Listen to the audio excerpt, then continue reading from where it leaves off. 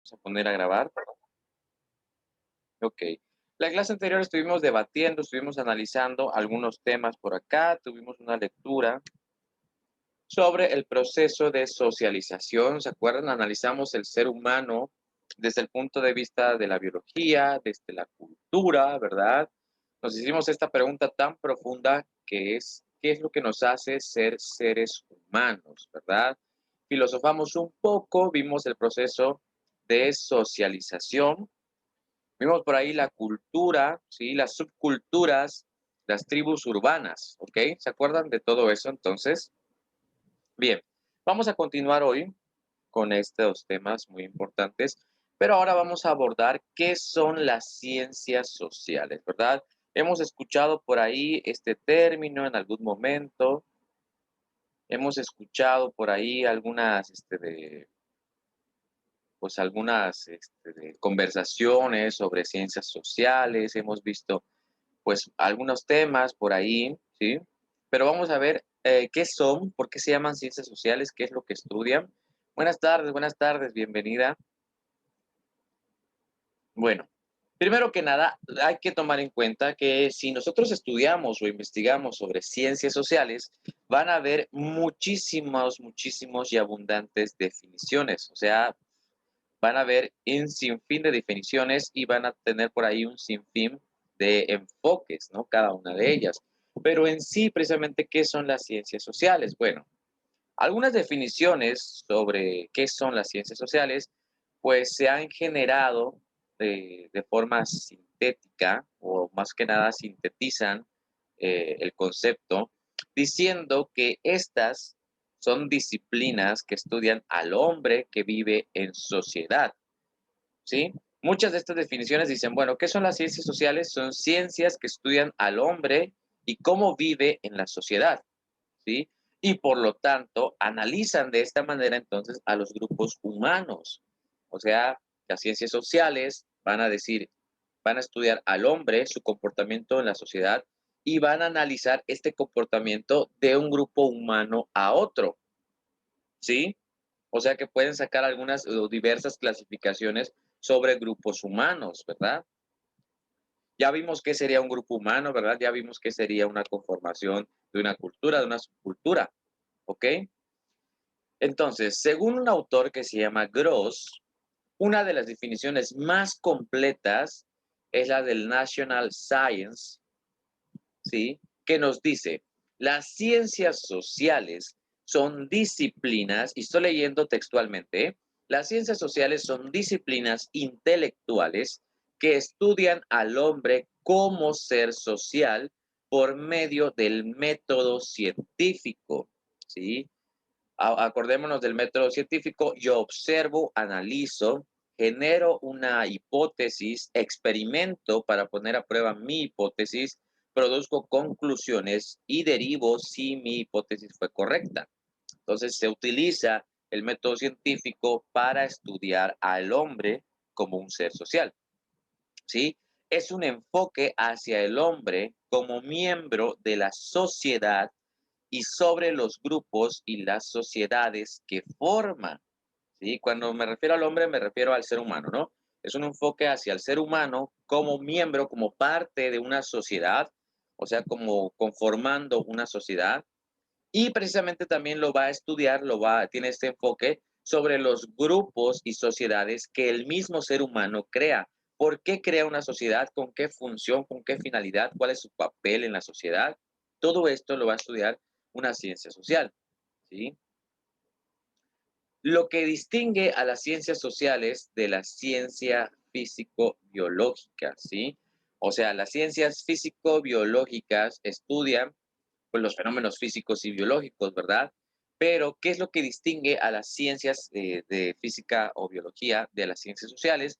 Que las ciencias sociales van a adentrarse, van a abordar de manera más profunda la pregunta, el por qué, ¿sí? Va a estudiar las sociedades. Bueno, un ser humano crea una sociedad, pero ¿por qué la crea? ¿Con qué función? ¿Con qué finalidad? ¿Cuál es el motivo de crear esa sociedad o esa asociación? Eso nos lo va a decir las ciencias sociales, ¿sí?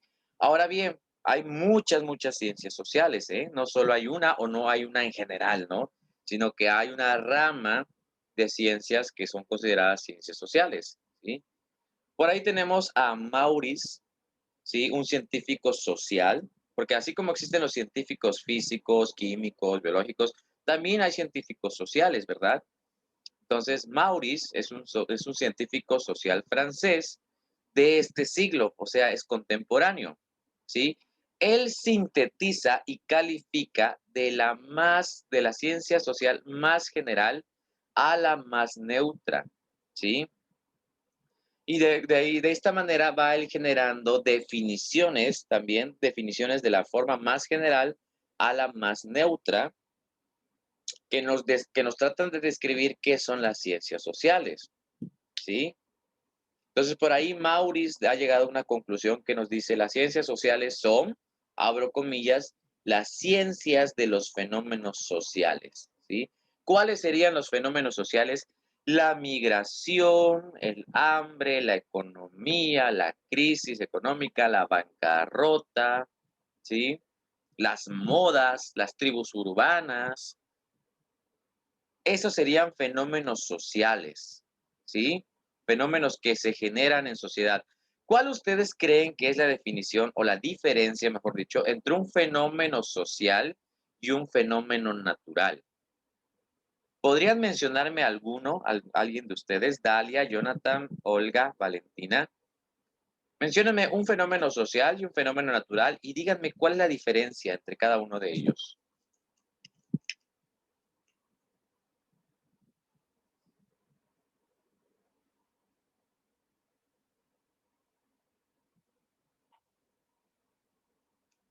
Chicos, chicos, ¿me escuchan?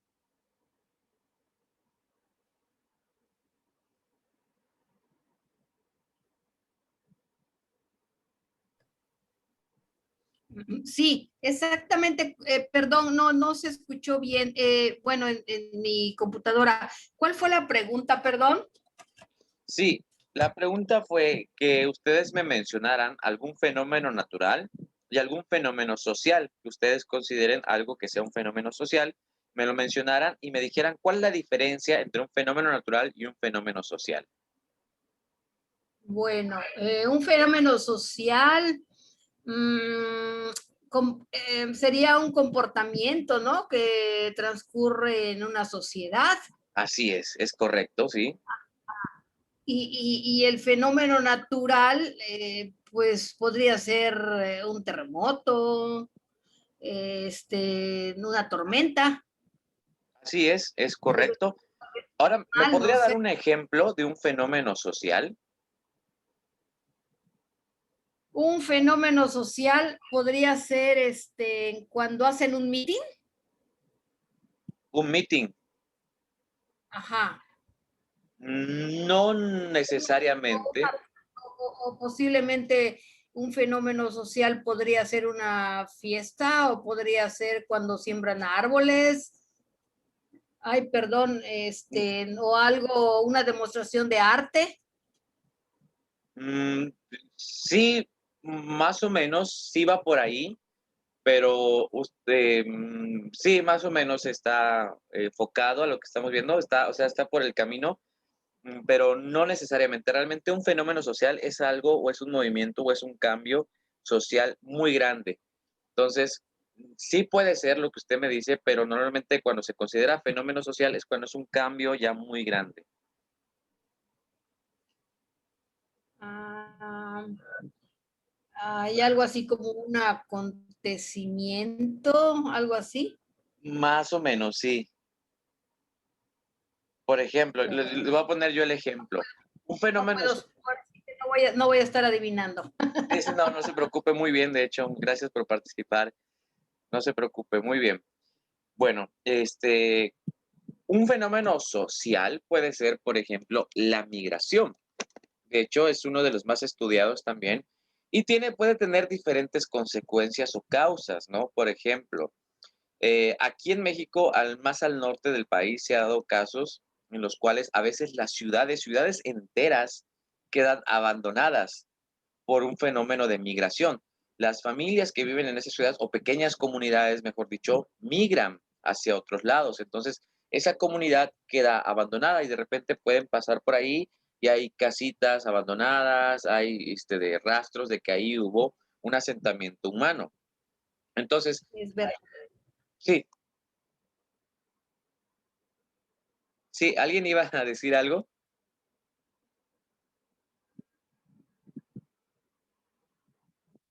Bueno, Yo dije es verdad. ok, ok, sí. Bueno, entonces ahí los científicos sociales empiezan a preguntarse, bueno, ¿por qué hay una ciudad abandonada? ¿Por qué las personas abandonaron ese asentamiento humano? Y empiezan a investigar, bueno, puede ser por el clima, y bueno, no, es que el clima es adecuado para vivir, entonces no es el clima, no, van descartando algunas opciones hasta que llegan a los factores sociales y puede decir, bueno, vamos a suponer que ya los científicos empezaron a investigar y ya descubrieron el hilo negro, ¿no? Entonces pueden decir, bueno, lo que pasó en este pequeño asentamiento humano es que la mayor parte de la actividad económica de la región era la pesca, ¿sí? Y entonces vamos a decir que vino una fábrica de una refresquera y asentó sus instalaciones cerca del lago donde, donde estas personas pescaban, ¿sí? Entonces la fábrica lógicamente iba a utilizar más agua de lo que el asentamiento humano hubiera consumido en una estancia normal, hasta el punto de secar completamente el lago, ¿no? La refresquera, que se encuentra a tantos kilómetros de distancia de ese asentamiento humano, secó por completo el lago.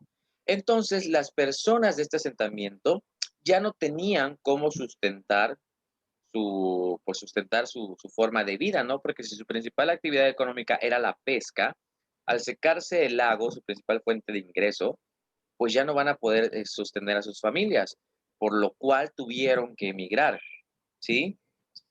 Entonces, ese puede ser un fenómeno social y este fenómeno social trae consigo una serie de consecuencias, porque toda esa gente, ¿a dónde se fue? Van a llegar a una ciudad y van a generar una introducción, o sea, ellos mismos se van a introducir a ese nuevo asentamiento, a esa nueva sociedad, por así decirlo, en la cual van a tener que buscar otra actividad para realizar, si no es que la misma, ¿no? Pero van a generar toda una serie de acontecimientos que van a cambiar también, pues ahora sí que el asentamiento humano a donde ellos lleguen, ¿sí?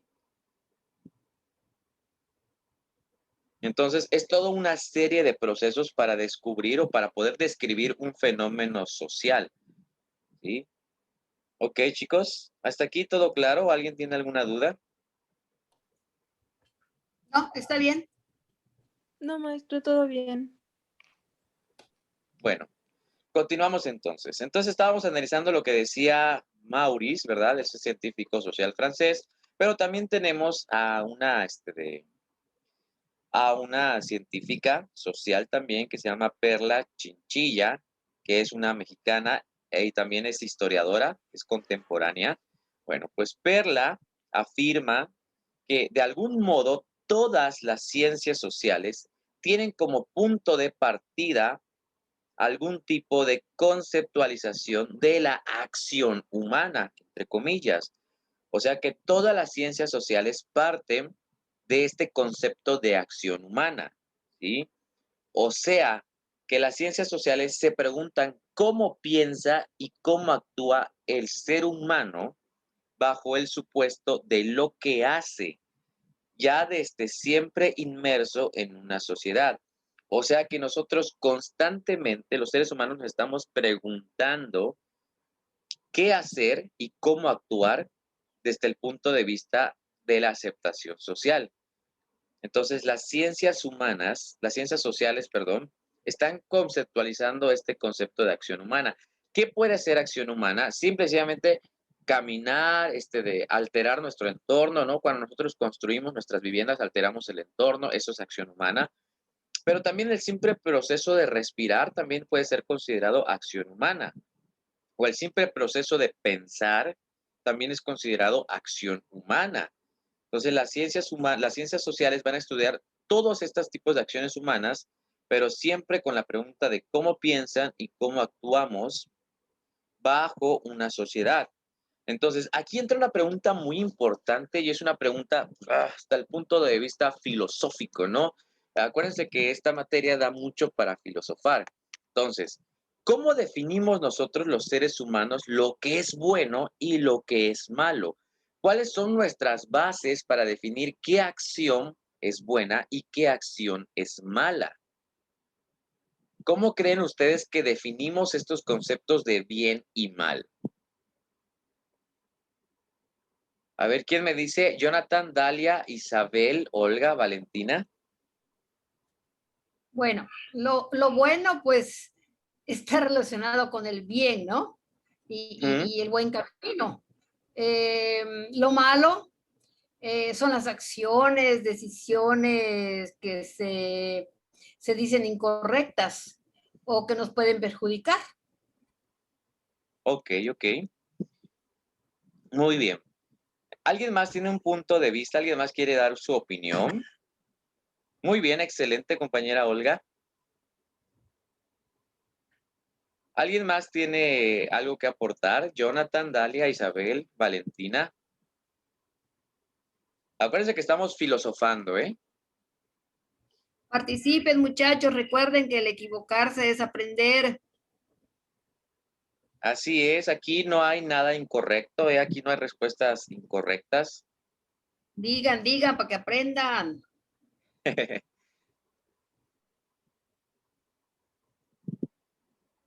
Me imagino que los compañeros saben, digo, estoy incitando a que hablen, que lo bueno, pues un ejemplo que digan algo bueno, ¿no? Y que digan un ejemplo malo, pero que lo Ajá. digan, no se queden calladitos.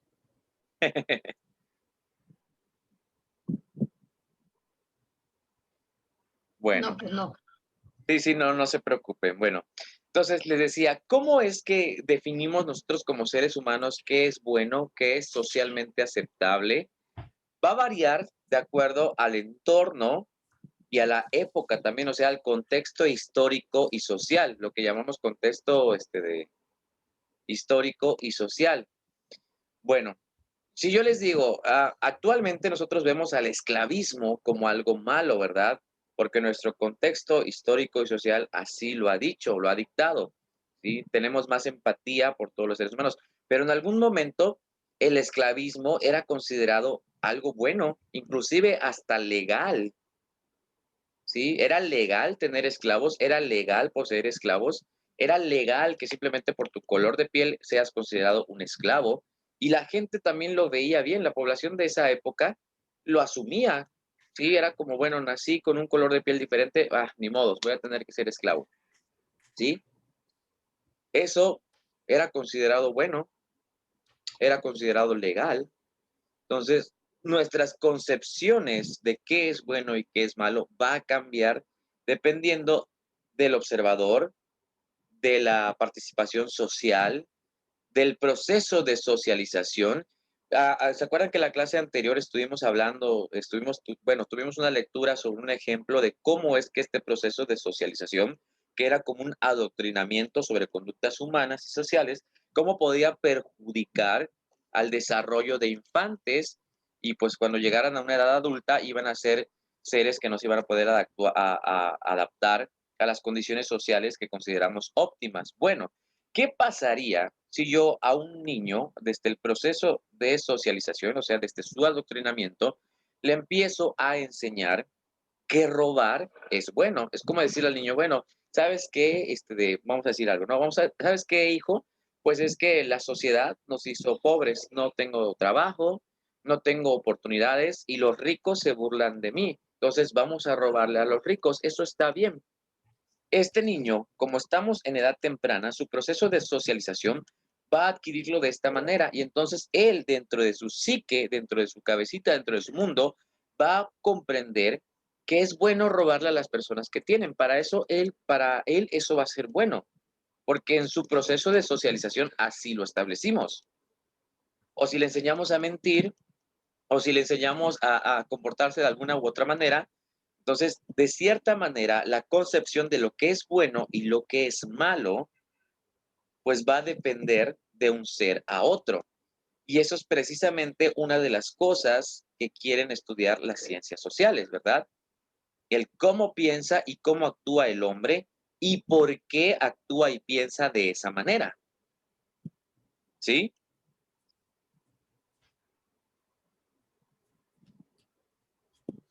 Sí. Bueno, entonces, continuamos. Si nadie tiene ninguna duda, vamos a seguir con los temas. Estamos viendo en la pantalla las diapositivas, ¿verdad? ¿Qué son las ciencias sociales? Eso está en la pantalla, ¿verdad? Sí, maestro. Bueno, entonces ya sabemos que las ciencias sociales son disciplinas, son ciencias que estudian al hombre que vive en sociedad, ¿sí? Por lo tanto, vamos a analizar los grupos humanos, ¿sí? Son disciplinas intelectuales que estudian al hombre como un ser social por el medio del método científico. Y también dijimos que pues las ciencias sociales van a hacerse la pregunta de por qué actúa así el hombre, qué es lo que hace el ser humano, ¿verdad? Cómo piensa y cómo actúa y por qué piensa y actúa de esa manera. ¿Ok? Bueno, vamos a continuar entonces, vamos a ver algunos tipos o las principales ciencias sociales y su objeto de estudio, ¿verdad? Porque ya hemos hablado de ciencias sociales, pero ya les dije, las ciencias sociales no es una sola ciencia, sino que son varias. Existen pues una cantidad considerable de ciencias sociales y cada una se enfoca en un aspecto fundamental o en un aspecto único de la sociedad. Por ejemplo, entre las principales ciencias sociales tenemos a la economía, ¿verdad? Que estudia los medios empleados por el hombre para organizar los recursos naturales, los procesos culturales y el propio trabajo, ¿sí? Entonces, la economía estudia pues, los niveles que tenemos para poder optimizar los recursos naturales, para poder ver cómo disponemos de los recursos naturales según los procesos culturales y el trabajo propio de los seres humanos o de una sociedad o de un grupo, ¿sí? Entonces, es muy común decir, bueno, cuando hablamos de economía pensamos en la banca de Wall Street, pensamos en el dólar, pero no siempre es eso, sino que podemos hablar de la economía de un pueblo, la economía de un país, inclusive la economía de una familia, ¿no? ¿Cómo se sustenta? ¿Cómo es la economía de una familia? ¿Sí? Entonces, no necesariamente hablar de economía es decir, a la banca de Wall Street, a los dólares, a los millones de pesos, sino que vamos a tratar de estudiar cómo generan sus recursos dependiendo del grupo que estemos estudiando, ¿no? Puede ser una familia, puede ser una región en particular. Por ejemplo, la economía de aquí, de Chetumal, pues mayormente es una población que trabaja en gobierno, es decir, somos una ciudad muy burocrática, ¿no? Por ahí hay algunos grupos o sectores económicos, hablando aquí de Chetumal, que se dedican al comercio informal, ¿no? Entonces, ellos tienen sus recursos y los aprovechan de diversas maneras. La economía de un sector y otro va a variar muchísimo, ¿sí? Dentro de hablando de de la economía del grupo que se dedica al comercio informal, vamos a encontrar la economía de los que venden comida, de los que hacen motoservicio, de los que venden ropa, de los que venden maquillaje. Entonces, cada uno de ellos va a tener diferentes métodos de emplear sus recursos, ¿sí? También tenemos a la ciencia política. Su objeto de estudio son las relaciones de poder. O sea, la política va a estudiar como tal las relaciones de poder, ¿sí? Las relaciones que tienen los poderes y los mandos, ¿ok? Por otra parte, la sociología estudia el hombre, o sea, al hombre, al ser humano, en relación con otros seres humanos. Cuando hablamos de sociología es cómo se comporta un ser humano con otros seres humanos, ¿sí?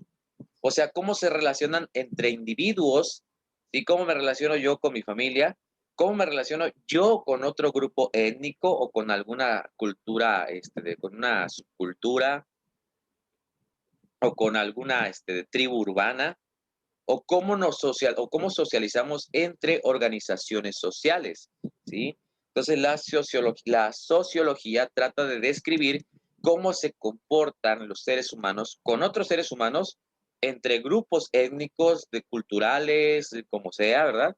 O entre organizaciones sociales, cómo se comporta una organización con otra, ¿verdad? Entonces, eso estudia la sociología, ¿sí? Otra de las ciencias sociales es el derecho, ¿sí? Aunque parezca que la carrera de derecho no tiene nada que ver con ciencias sociales, sí tiene mucho que ver. O sea, el derecho va a estudiar las normas de conducta y la organización que tiene una sociedad para que sea constituida como una unidad, ¿sí? O sea, el derecho lo que va a hacer, pues va a reglamentar, por así decirlo, las relaciones para una convivencia y supervivencia de un grupo social. Imagínense que no existieran las leyes, que viviéramos en una anarquía total. ¿Qué cosas no pasarían, verdad? Si habiendo leyes pasan muchas cosas, imagínense viviendo en una anarquía total. Entonces, el derecho lo que hace es dictar o de alguna manera ver que se cumplan también, normas y conductas, ¿sí? Para una convivencia y supervivencia de un determinado grupo social. Como bien hablábamos hace ratitos, hace unos años el esclavismo era legal, ¿sí? O sea, ahí la convivencia era de esa manera. Los grandes latifundios, los grandes adinerados, los burgueses podían tener esclavos, ¿sí? Mientras que el estrato más bajo de la sociedad, o sea, los obreros, pues eran empleados como esclavos o como fuerza de trabajo, y eso era legal. Actualmente, pues ya vimos que no es así, ¿verdad? O sea, no, esos comportamientos ya no generan una convivencia sana, ya no son comportamientos socialmente aceptados, ¿sí? Entonces también las leyes pueden cambiar de acuerdo a la época o a la condición o al entorno sociocultural que se esté viviendo. Por otra parte, tenemos a la antropología, ¿sí? Que en su forma más simple es el estudio del ser humano y de sus obras, ¿sí? O sea, ¿qué ha hecho el ser humano en toda su historia y por qué lo ha hecho? Tiene dos aspectos fundamentales la antropología. O sea, que puede estudiar la forma física del hombre, ¿sí? O sea, cómo es, cómo interactúa. Y también tiene otra rama perdón, la forma física del hombre y el comportamiento aprendido del ser humano, ¿sí? Esa palabra es clave, comportamiento aprendido del ser humano. O sea, que va a estudiar el proceso de adoctrinamiento o de socialización, ¿sí? Y otra rama importante de la antropología es la actuación humana. O sea, aquí se desprende la antropología social, etnología, etnografía y arqueología, ¿sí? Esa actuación humana es cómo es el actuar del hombre con su entorno, con su época histórica, ¿sí? O sea, cuando hablamos de antropología es estudiar a los grupos, vamos a decir, por eso dice, no, un antropólogo se fue a África a estudiar a la tribu no sé qué. Entonces, ese antropólogo va a estudiar a esa tribu para ver cómo se relaciona, cómo se comporta, qué comportamientos aprendidos tiene, por qué esa es su religión, por qué se pintan así las caras, por qué se ponen aros en el cuello, por qué se visten de esa manera. O sea, todo eso lo va a resolver un antropólogo adentrándose a sus procesos sociales, ¿sí? Y por ahí otra rama de la antropología que podría ser la arqueología, pues ya sabemos que los arqueólogos van descubriendo cosas, van ahí haciendo excavaciones, tratando de encontrar respuestas en el pasado del actuar humano, ¿sí? Entonces, muchos aspectos arqueológicos han resolvido muchas dudas del ser humano. Por ejemplo, ya ven que con ustedes habíamos hablado de las muelas del juicio, ¿no? ¿Con ustedes había abordado el ejemplo de las muelas del juicio, chicos? No, bueno, yo segunda semana que estoy aquí, no sé. No, esta es la segunda clase, sí, no se preocupe. No se ha hablado nada de eso que yo se haya escuchado, ¿no? Ah, bueno, No, maestro. bueno, les comento. Ya ven que a todos por ahí bueno, a todos los seres humanos por ahí de los veintitantos años empiezan a salir las muelas del juicio. Y son muy pocas las personas que realmente no se les tiene que hacer una extracción de estas muelas del juicio. ¿Por qué? Porque normalmente vienen chuecas o vienen movidas o causan mucho dolor. Entonces, por lo regular se hace una extracción de estas muelas del juicio. Y nos haremos la pregunta, bueno, ¿por qué salen esas muelas del juicio si nos las tienen que quitar de todas maneras? O sea, nuestro cuerpo, ¿qué le sucede? ¿Produce más dientes de los que necesitamos o por qué salen?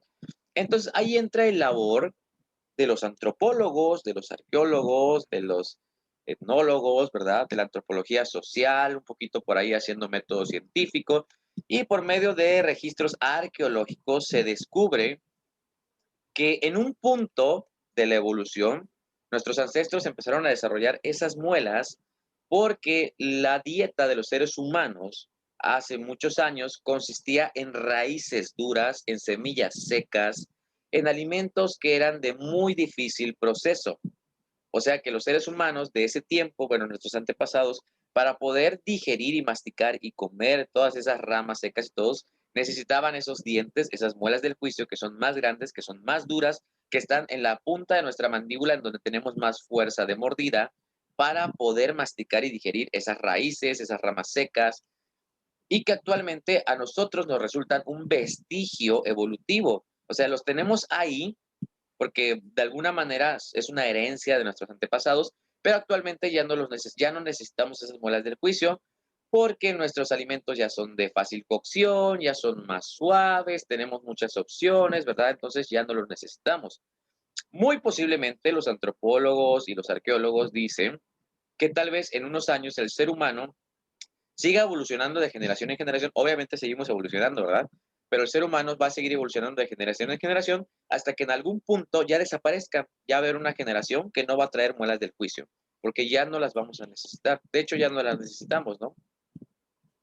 Pero esas son las respuestas que nos dieron descubrimientos arqueológicos o también de estudios antropológicos, porque bueno, sí descubrieron unos cráneos que tenían esas muelas del juicio, pero dijeron, bueno, ¿y qué? ¿Por qué las tienen?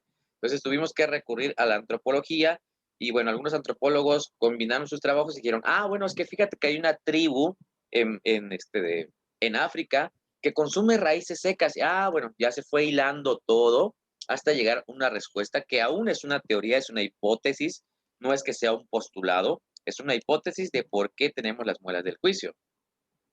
¿Ok?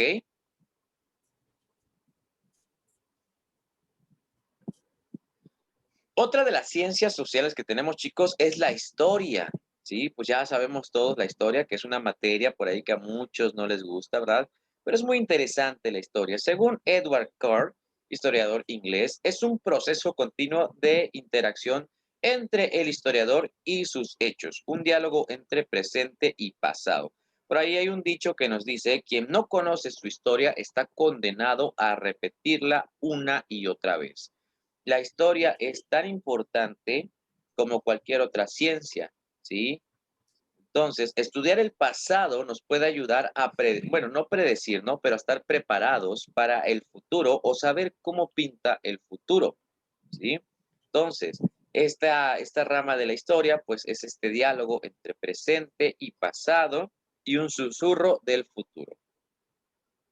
Ok, chicos, ¿hasta aquí alguna duda? No, No, maestro, todo bien. ¿Alguien que quiera aportar algo? Jonathan, Dalia, Griselda. No, profe, todo bien. Bueno, entonces estas son las principales ciencias sociales: economía, ciencia política, sociología, derecho, antropología, historia, y hay muchas, ¿verdad? Inclusive hasta la psicología es una ciencia social. Bueno, chicos, nos queda menos de un minuto. Voy a cerrar la sesión e inmediatamente les mando el link para